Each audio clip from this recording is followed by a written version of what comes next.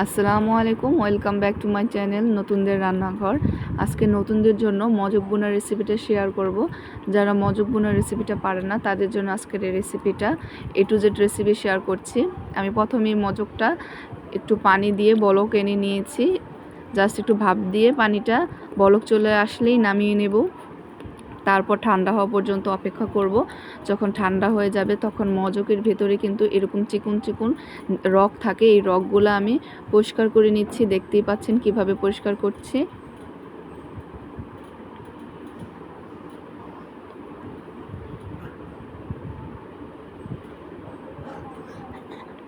পরিষ্কার করা হয়ে গেলে এখন আমি ছোট ছোট করে টুকরো করে কেটে নিয়ে একটা ঝুড়ির সাহায্যে ধুয়ে নিয়েছি।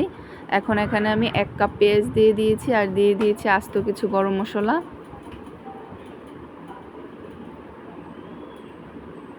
পেঁয়াজটা যখন হালকা ব্রাউন হয়ে গেছে তখন আমি এখানে 1 টেবিল চামচ আদা রসুন বাটা দিয়ে দিয়েছি।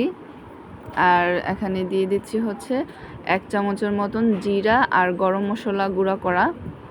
তো একটু আদা রসুনটা ভালো করে আমি ভেজে নিলাম যেন কাঁচা গন্ধটা না থাকে, চলে যায়।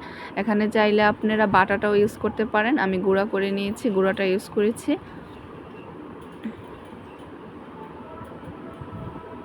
এখানে দিয়ে দিলাম 1/3 চামচ লবণ, 1/3 চামচ হলুদ গুঁড়া আর 1/3 চামচ মরিচের গুঁড়া।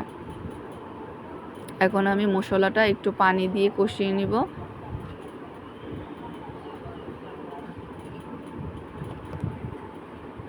দেখুন আমার মশলাটা কিন্তু কষানো হয়ে গেছে, উপরে তেলটা ভেসে গেছে।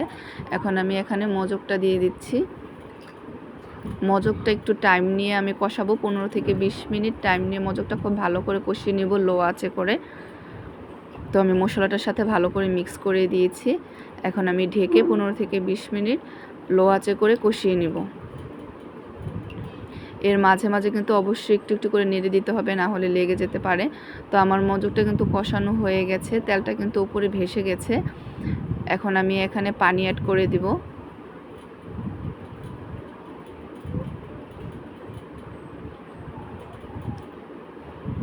এখানে আমি 1 কাপের মতন পানি দিলাম। আমার কিন্তু মজকটা সিদ্ধ হয়ে গেছে, তাই অল্প করেই পানি দিয়েছি।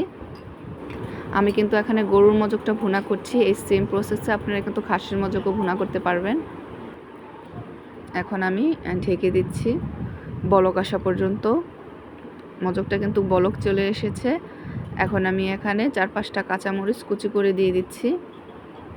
আপনাদের পছন্দ মতো ঝাল অনুযায়ী দিতে পারেন, কম বেশি কাঁচামরিচ বাড়িয়ে কমিয়ে। এখন আমি একটু নেড়ে দিচ্ছি, আরও 10 মিনিটের জন্য ঢেকে রান্না করব। 10 মিনিট পর ফিরে আসলাম। আমার মজক রান্নাটা কিন্তু হয়ে গেছে, প্রায় শেষ বলতে গেলে। তো এখন আমি একটু ভালো করে নেড়ে চুলাটা অফ করে দিব। আপনাদের আমি পরিবেশন করে দেখাচ্ছি।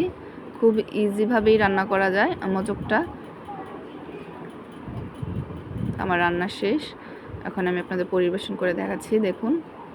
তো কার কার ভিডিওটা ভালো লাগলো অবশ্যই লাইক কমেন্ট শেয়ার করবেন। আজকে এ পর্যন্তই। আল্লাহ হাফেজ।